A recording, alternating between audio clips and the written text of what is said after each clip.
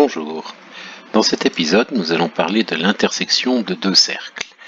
Mais avant toute chose, il s'agit de savoir si oui ou non une intersection est possible. Donc c'est pour ça qu'on va d'abord étudier la position relative de ces deux cercles. Alors prenons des cercles. Les cercles sont définis par des centres et des rayons. Et ces centres ont une certaine distance entre eux. Avec ces trois nombres, la distance entre les centres, les rayons des deux cercles, voici les deux cercles ici, gamma 1 et gamma 2 de centre C1, C2 respectivement et de rayons R1 et R2 respectivement. Donc avec ces trois informations-là, on peut déterminer si oui ou non les cercles se coupent. Donc la distance, je l'ai marqué en rouge ici, ici c'est la différence entre les rayons en valeur absolue et là la somme des rayons. Ces trois informations-là vont nous dire si les cercles se coupent.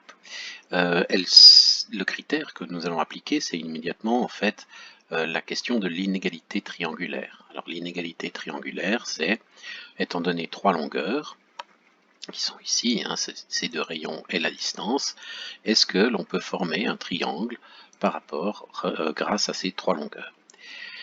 Alors, dans le cas qui est figuré ici, oui, sans difficulté. Ici, j'ai mis un axe où j'ai mis ici la valeur absolue de la différence des rayons, ici la somme des rayons, et ici la distance entre les centres. Alors modifions un peu la distance.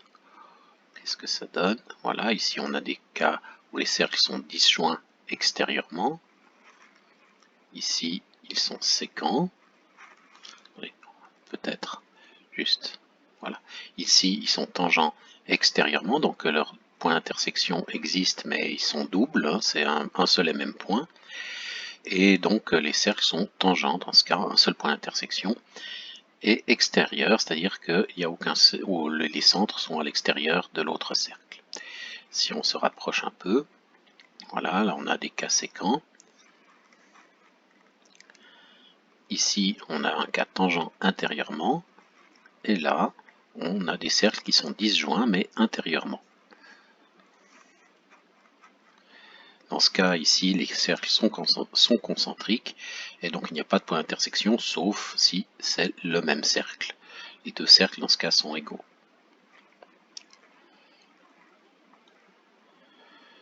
Alors, reprenons encore quelques informations. Il y a d'autres informations qu'on peut déterminer ici. D'abord, ici, il arrive que les cercles soient orthogonaux. Pour ça, il faut que R1, R2 et la distance forment un triangle rectangle ici. Donc que R1 au carré plus R2 au carré soit égal à la distance au carré. Donc on est dans ce cas-là, sur cet axe, sur ce deuxième axe ici, où j'ai figuré en bleu la racine carrée de la somme des carrés des rayons, et là la racine carrée de la valeur absolue de la différence des carrés des rayons.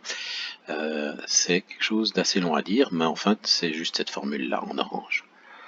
Donc si la distance est alignée est égale à la somme des carrés des rayons à la racine, on obtient ici un triangle rectangle, donc deux cercles orthogonaux. Il y a un autre point particulier que j'ai figuré, c'est le point orange, mais on ne va pas le prendre, on ne va pas réussir à l'avoir avec ces valeurs-là. Donc, voilà, je vais prendre un autre cas. Voilà, quand le point est sur la valeur, quand la distance est égale à la valeur en orange, donc on obtient ici en fait un angle droit en un centre. Donc là les cercles ne sont pas orthogonaux, mais il y a un angle droit. En fait, si on veut, les points d'intersection et un des centres sont alignés dans ce cas de figure. Une autre information que l'on peut avoir aussi, c'est de savoir si les centres sont à l'intérieur, le centre d'un cercle est à l'intérieur de l'autre cercle. Alors, là c'est le cas, et ça veut dire tout simplement en fait que la distance entre les deux cercles est égale ici au rayon R2, donc C1 est à l'intérieur ici et sur le cercle gamma 2, et si la distance est inférieure à R2, alors le centre C1 est à l'intérieur du cercle gamma 2, et si la distance est inférieure à R1 à ce moment-là, le centre C2 est à l'intérieur du cercle gamma 1.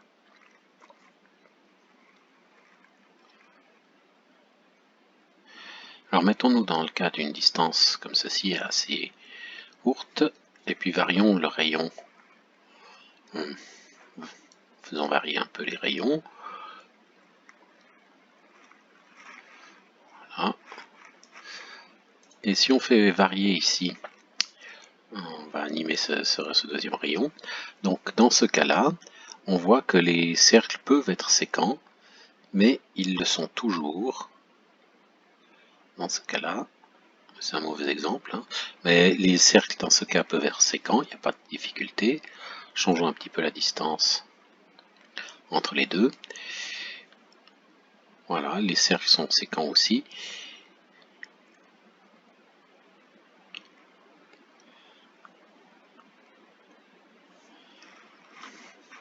Et si on baisse un peu la distance entre les centres,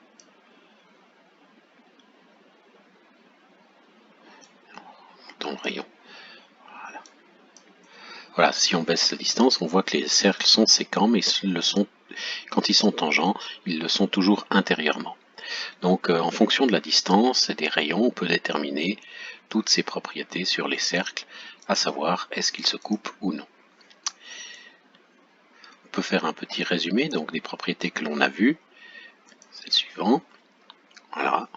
Donc toutes les propriétés. Les cercles sont disjoints intérieurement si la distance est inférieure à la valeur absolue de la différence des rayons, tangents intérieurement quand il y a égalité. Ils sont séquents quand on est situé entre les deux bornes, donc la précédente est la somme des rayons. Tangents extérieurement quand la distance est égale à la somme des rayons, disjoints extérieurement quand la distance est plus grande que la somme des rayons. Pour avoir des cercles concentriques, il faut bien sûr que la distance soit nulle, ils ont le même centre, concentrique, et ils sont égaux, bon bah s'ils ont le même centre et le même rayon. Ils sont orthogonaux entre eux si le carré de la distance est la somme des carrés des rayons. Il y a un angle droit en un centre si le carré de la distance c'est la valeur absolue de la différence des carrés des rayons. Et pour savoir si un centre est à l'intérieur de l'autre cercle, il suffit d'appliquer ces deux critères-là. Voilà, donc avec cette position relative, on peut déjà en fait prévoir si oui ou non il y a une intersection, du coup si oui ou non ça vaut la peine de la calculer. Alors maintenant nous allons essayer de calculer une intersection.